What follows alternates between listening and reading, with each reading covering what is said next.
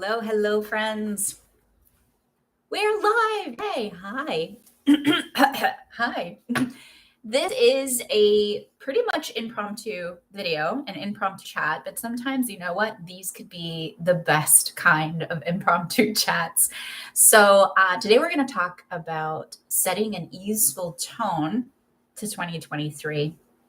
What does that mean? What could that look like? I'm going to be looking here to the side because I created some notes for it. And how this came about is because earlier today, I was actually laying in bed for a little bit with Skylar, my little guy, and also looking through some notes of some of the astrology things that I want to keep in mind over the next few weeks as I set the tone for the beginning of my year. And as I was looking at the astrology and I was feeling into, all the shifts and changes and what's coming in January and beyond that, I thought about this idea of charting an easeful roadmap to 2023, what it could mean to set the tone for 2023 and then set things in motion from a place of much more alignment and ease and feeling really grounded and joyous rather than any kind of hectic, this is what you have to do and when you have to do it, because I find that over the years we've been fed this pretty steady stream of, do this and do that. And this is how you live your best life and set these goals and, set your New Year's resolutions. And this is a time of year that can feel stressful for many. It can also be incredibly magical, of course. It's a time that for many of us just can have so many different feelings to it and tones to it. And the calendar year itself, the way it's been set up, doesn't really align with the best way to set your tone for 2023. And of course, the best way is whatever way feels good for you.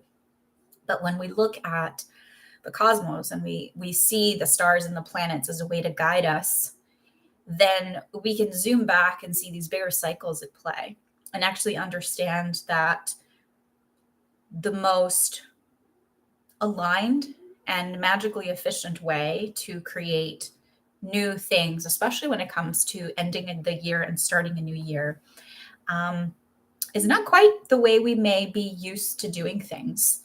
It's similar. It's not that far off, but it's not exactly the way we may have done them. So some of the things I'm going to share today might be new. Some of the things may be things that you've been doing for a long time. Regardless, my intention is to create just a helpful space for you to find some ease in terms of setting the tone and setting things in motion for the upcoming year so that we can wrap up 2022 with a sense of, just really being aware of all the ways we've grown, all the ways we've been stretched.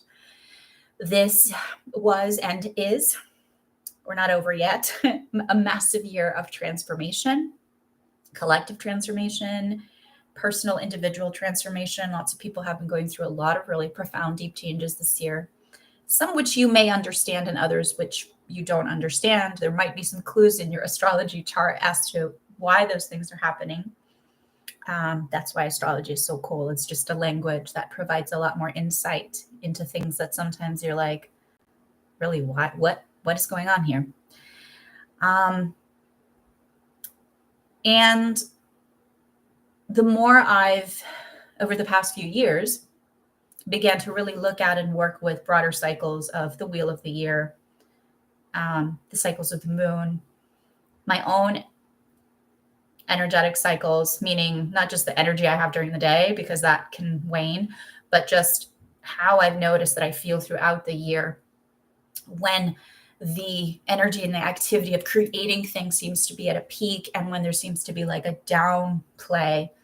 And all of these things align pretty well with what's happening in terms of the wheel of the year and in terms of the cosmos. So that's where connecting those dots, connecting those stars, if you will, is actually a really wonderful practice. So join me today. If you have any questions, if you're here watching this live or afterwards, please pop them in the comments. And I'd love to start with just taking a nice, gentle breath here as we sit here, I'm recording this on December 17th, right in the, past the midpoint of this final month of 2022. Have you been feeling the flurry of activity? Have you been feeling yourself leaning in, maybe too far in, or leaning out, maybe even too far into your own self? It's actually a time of deep introspection. It's interesting that it's a time of celebration, right? And that's sort of the collective vibe, but it's also a time of deep introspection, particularly this year. So if you're feeling that introspective quality, know that you're aligned with Mother Earth, because there's a quieting, and there's a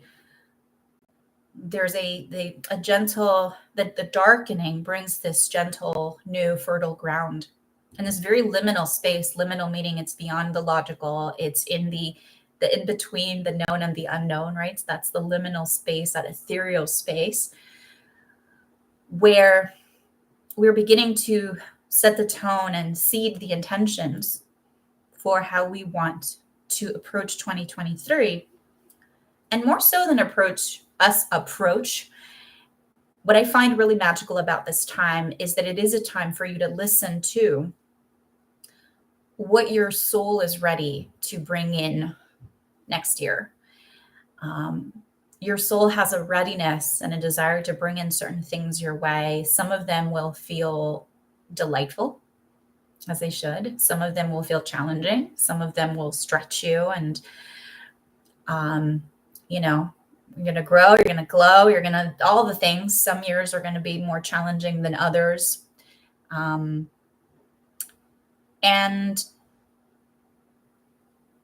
next year has this particular energetic signature of being a year where we will really be called into a calm sense of ease. Now, lots is going to happen. Lots is going to happen. I mean, the astrology points to that. It's going to feel like a very different year from this year. We've been in this like big energy cycle from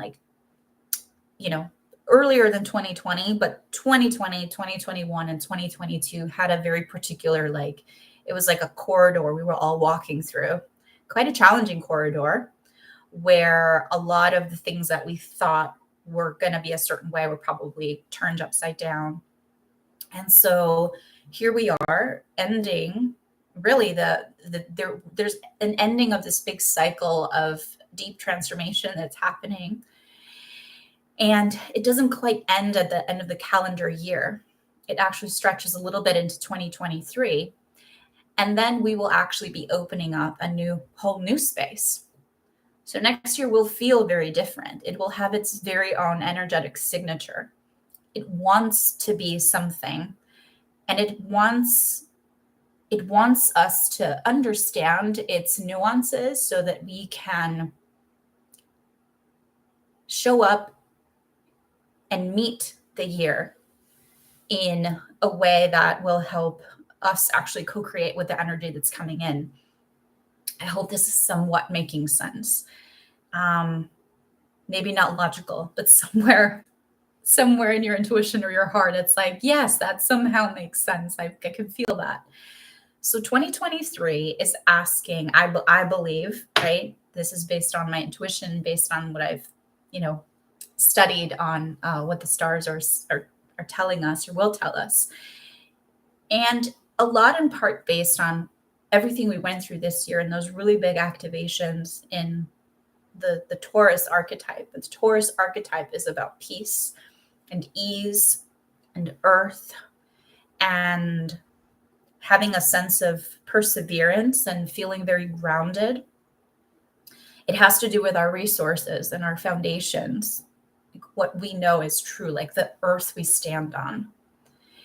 Stripped away from anything that is superfluous, stripped away from anything that is not truly foundationally valuable, like valuable resource.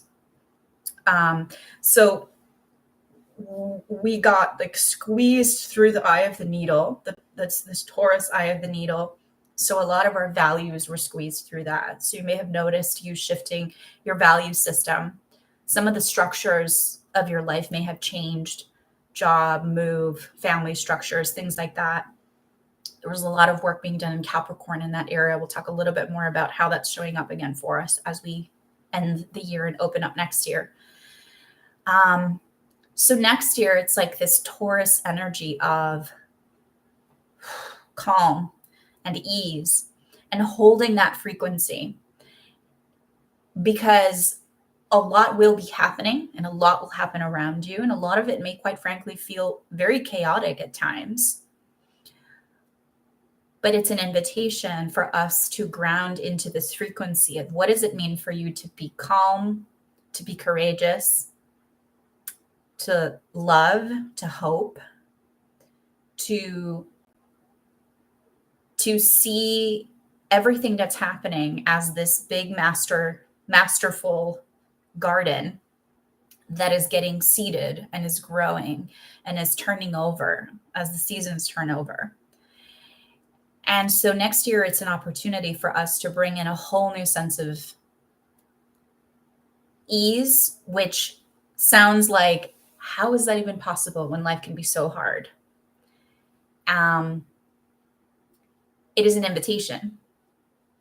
It's not a directive. It's not like, oh, that's the way you got to do things. You got to it's got to be easy. No, it's not.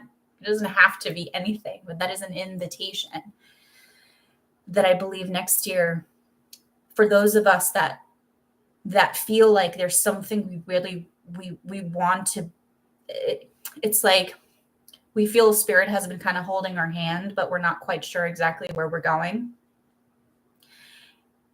I think where we're going and where we get to, it's like put on this new outfit of what does it mean to live in a sense, with a sense of ease, even when things may be incredibly chaotic around you.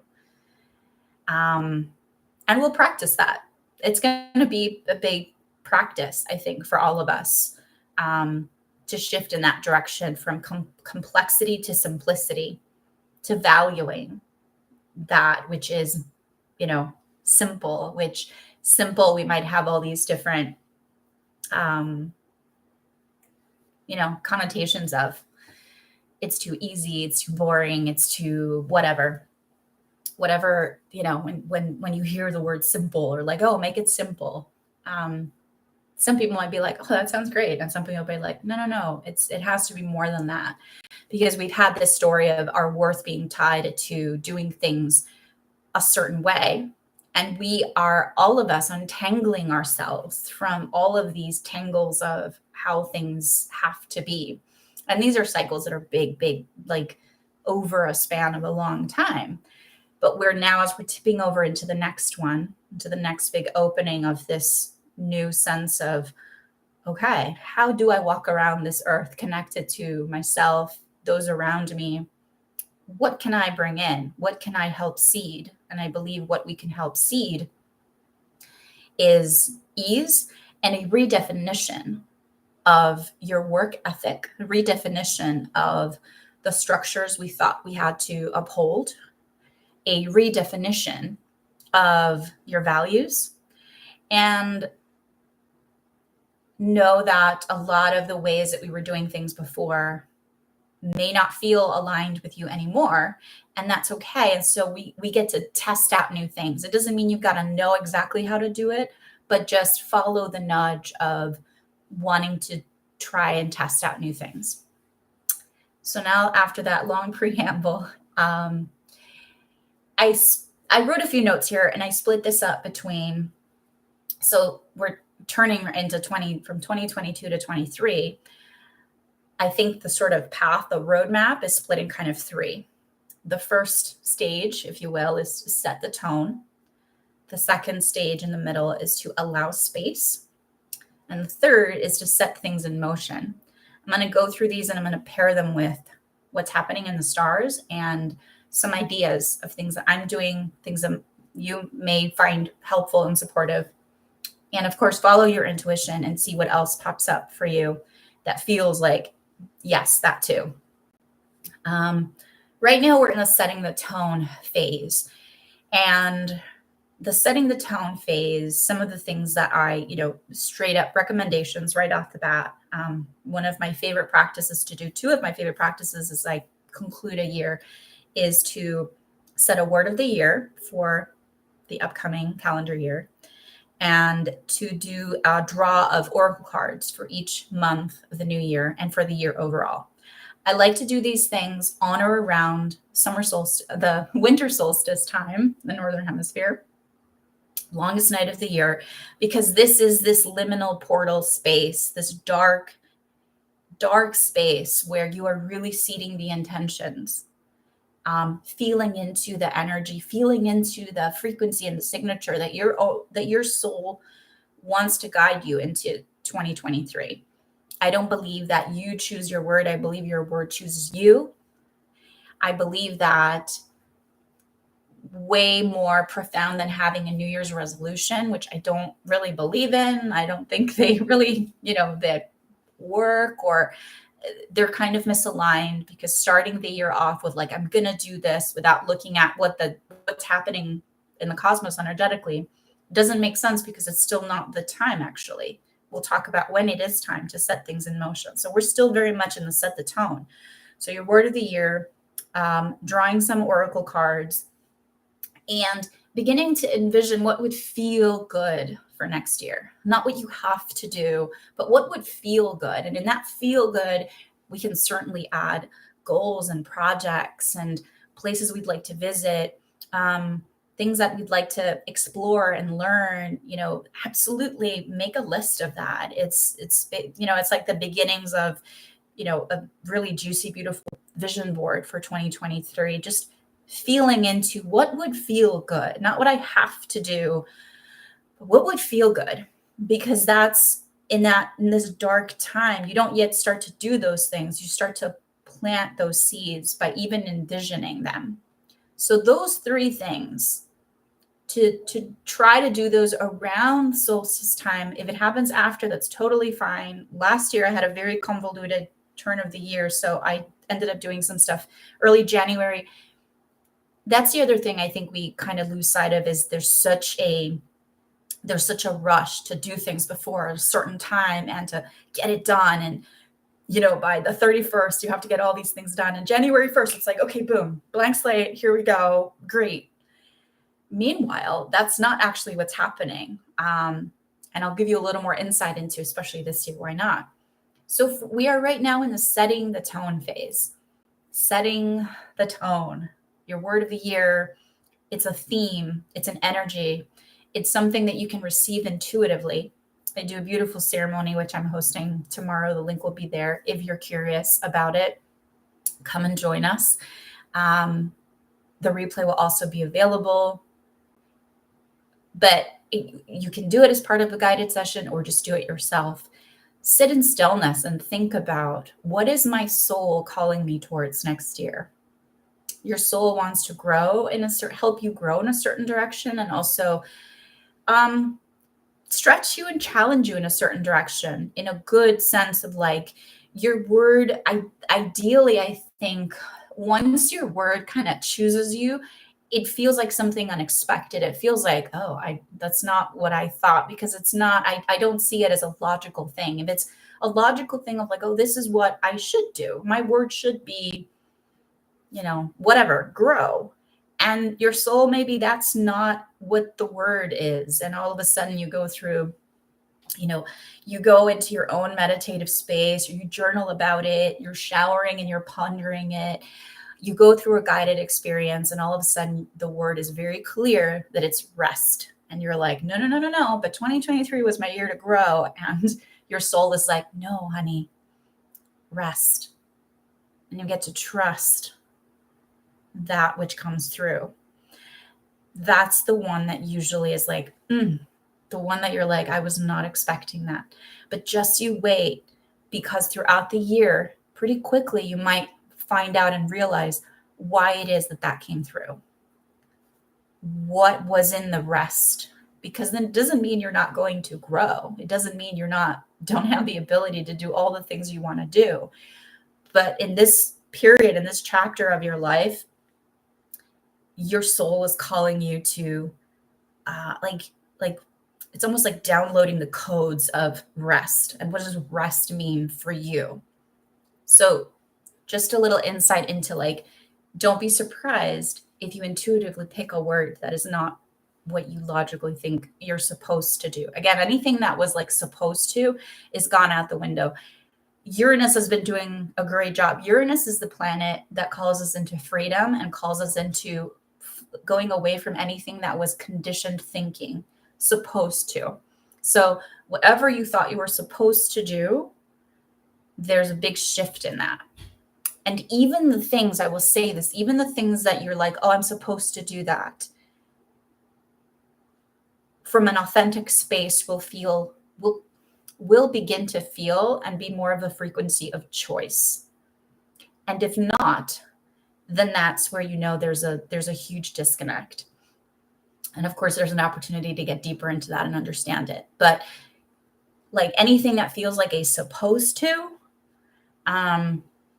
you can always dig a little deeper, but that's kind of going out the window. So again, the old ways of bringing in the new year and, setting up all your things so that you've got your calendar set and your goals and this and that and reset and everything has to be a certain way, doesn't quite work. It's not going to work. It's only going to get us even more flustered and out of alignment. And so having the inspiration, but also sitting in, oh, there's a different vibe here that's available for me, at least to experiment, is quite powerful.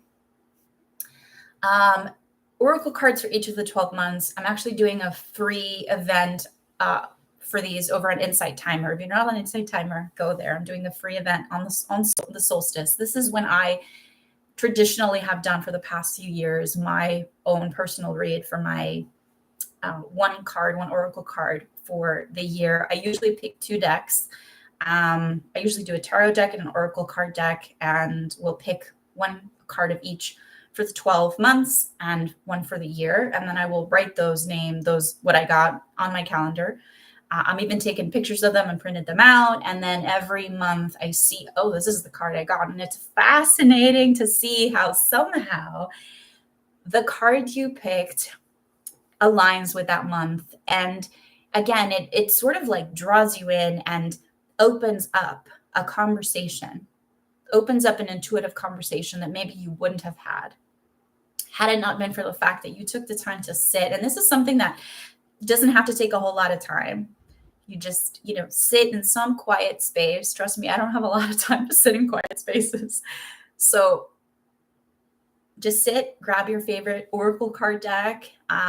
If you don't have one yet, maybe this is a good opportunity for you to gift yourself one to start the year and have that spiritual tool to play with.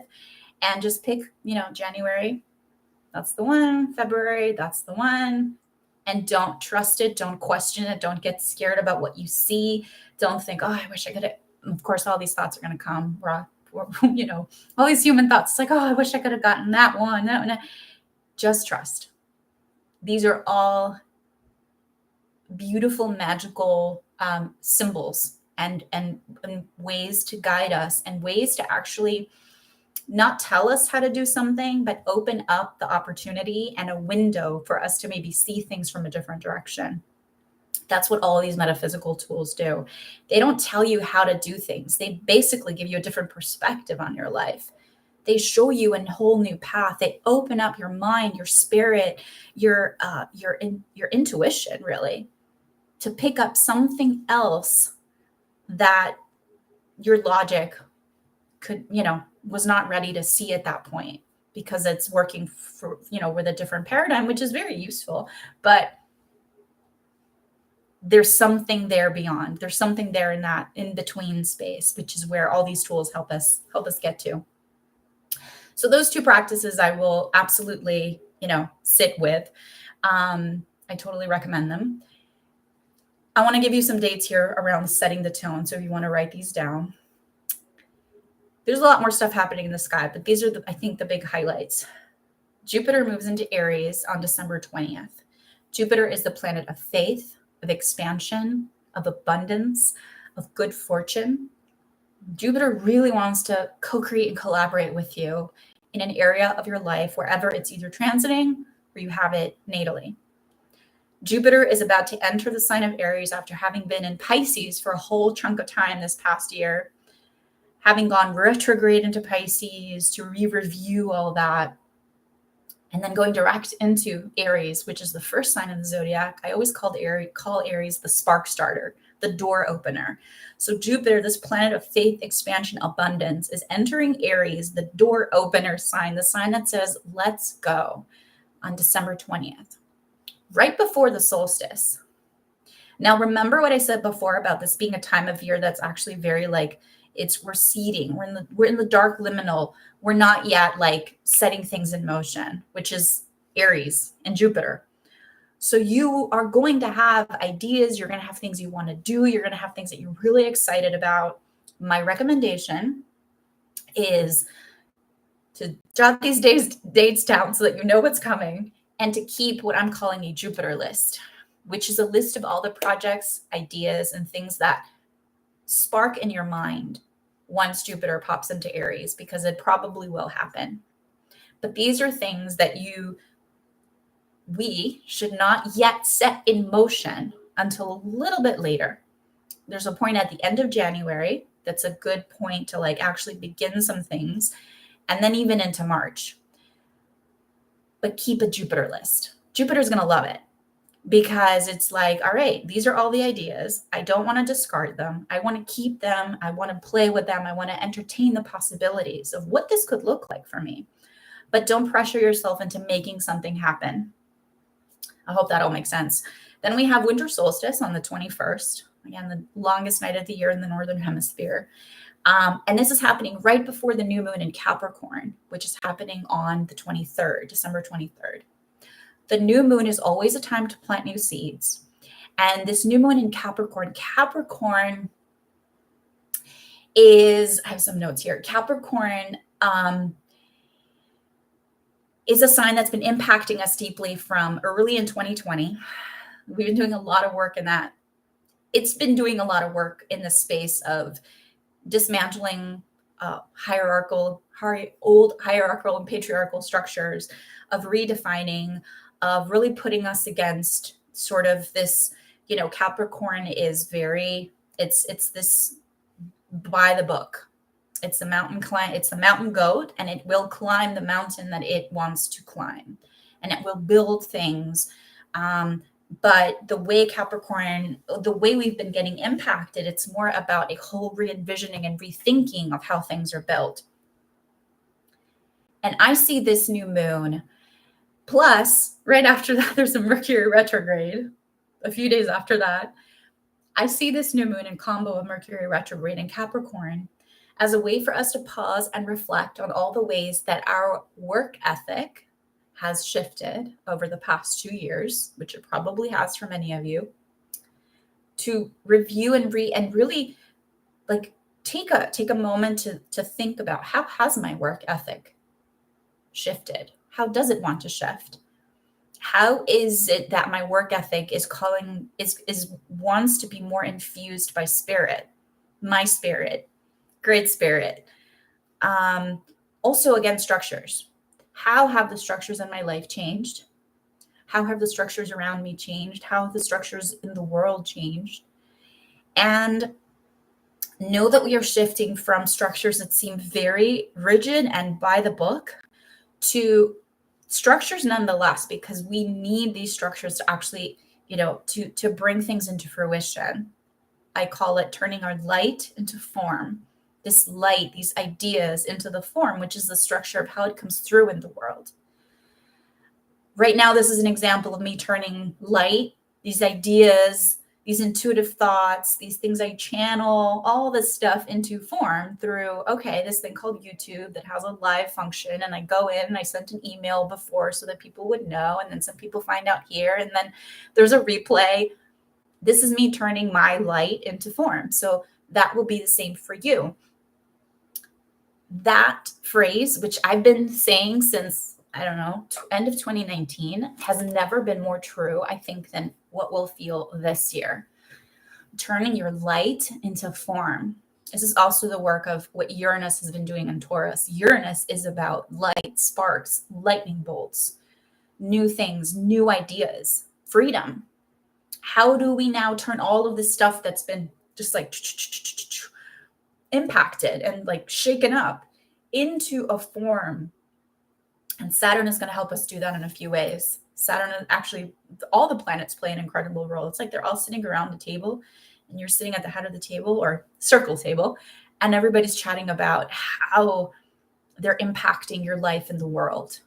And they each have their role to play. And so in Capricorn, there's been all this stuff happening. And here comes this new moon right after the solstice, right before Mercury retrograde, in this beautiful moment where it's like, okay, I'm going to help you see some things that you will build, because Capricorn is a master builder, and you will build them in stone, because Capricorn builds things that last, that stand the test of time. But this is the time for you to begin to dream them into existence and begin to understand the value they hold in your life. Don't just build something that stands the test of time to build it because you think you have to. But what is it that you really want to build for yourself? And when I say that, you might think more of specific goals and things, which, cool, we can always put that in the mix. But this is an opportunity to actually zoom back a little bit more. Ways that you want to show up in your light more in the world, and how to do that, and how the structures can help you, how finding a new flow and new rhythms can help you. What are the things that you want to begin to create with this Capricorn master builder to set in stone that will feel incredibly grounding for you to do your work in the world? That's the space we're in now. And so we have this new moon, which is like, okay, let's plant the seeds. And then we have the Mercury retrograde in the sign of Capricorn that says, let's review, let's reassess, all the words, right? That's what the retrograde is about. All of these ways that these themes have shifted for you. And what do you want to build from now on that stands the test of time? Which sounds like a really big thing, but bring it down into simpler terms. Maybe it is bringing more ease into your life and feeling like you don't have to do it yourself, which is kind of a thing a lot of us are working out of. Themes of self-worth. How are you worthy of creating things that are solid in your life, that feel like you can really, really depend on for yourself? How do you recalibrate your idea of what it means to work towards something, to climb your own mountain, and to have both the focus and the flow, which focus we could also use as discipline. I love focus a little bit better, but that focus of this is what it will take, and the flow of knowing that things will shift and we get to be flexible and things will keep changing as we go. So keeping that focus and that flow, this is where we are now. So Capricorn is a master at achieving goals, long-term goals. So imagine building a sturdy structure made of stone that will stand the test of time. And like I said, it's very likely that you'll have a lot of ideas begin to pop up, literally like popcorn, because that is Jupiter and Aries. Jupiter and Aries are going to have Jupiter's going to zoom through Aries until mid-May, where it then enters Taurus and is going to begin activating a whole bunch of stuff there in Taurus, which will have a whole different feel. But in Aries, they're going to have a grand old time. They're going to be like, let's make some cool stuff. And it'll feel very exciting, but let's be cautious not to overcommit to these things, because this is where the allowing the space for the seeds to grow and the things to actually emerge. It's like the difference between taking a kernel of corn and using it for popcorn, which is like instant and that's it, versus planting it and waiting for the actual stalk of corn to grow. it's like it's either this sort of instant thing, or it's something that actually lasts longer and will then continue to give you afterwards, which is also that it's that Jupiterian abundance piece. So just a metaphor that might be helpful there. So up until Mercury goes retrograde in Capricorn on the 29th of December, by the way. So we have moving into Aries on the 20th, a solstice on the 21st, new moon in Capricorn on the 23rd, and then retrograde the 29th, right before the end of the year. So we start the year with a Mercury in retrograde. And we start the year also with Mars in retrograde, and Mars is the planet of action. So this is another reason why it is not yet the time to set things in motion. It is the time, but think about between like solstice and let's call it January 18th, which is when Mercury goes direct. That time is the time for allowing the space. It's allowing the seeds to begin to take root. It's allowing the space for the ideas to percolate. It's allowing the space to breathe into the things that are coming. It's not about rushing and having the stress of like, I have to do this now, but it's about actually like taking a step back and admiring that just, the dirt after you've planted all your seeds and just waiting for the new things to begin sprouting and to set things in motion. So Mars will go direct on January 12th, and then Mercury goes direct in Capricorn on the 18th. So after the 18th of January, this is the time to set things in motion. This is the time when we think about, and also based on the wheel of the year, we're planting now the seeds that will begin to sprout even towards March, because we're working between the solstice and the spring equinox on March 20th. So really, really, really, if we were to follow the wheel of the year to set the rhythm for how the year goes, instead of the calendar year, which was man-made and basically made to like fit, it doesn't follow the cycles of the moon. It doesn't follow the natural cycles of the earth, which we will get more and more attuned to if we so choose. And so when we get more attuned to those natural cycles of the earth, then you will be able to match when you feel that natural desire and urge to do things, and when you feel a desire to kind of pull back, and be able to leverage that energy like these waves to actually bring you forward. So imagine that at the end of January, there is a wave that can move you into the next, couple months of the year. And once we get into March, there's a whole lot of movement of other planets going direct, of planets shifting signs. It's going to feel like, again, you're going to feel a palpable shift in energy. And even if you don't feel it and you're like, oh, but I don't get what you're talking about, just know that things will begin to have a certain something that feels like there's a shift. There's a shift. And again, we don't know exactly what that's going to be. And it might be super subtle, and we may not see the effects of that till later, because again, these are things that happen in big swaths of time, big cycles of time. But there's a lot shaking there. It's a start of a big, big new cycle.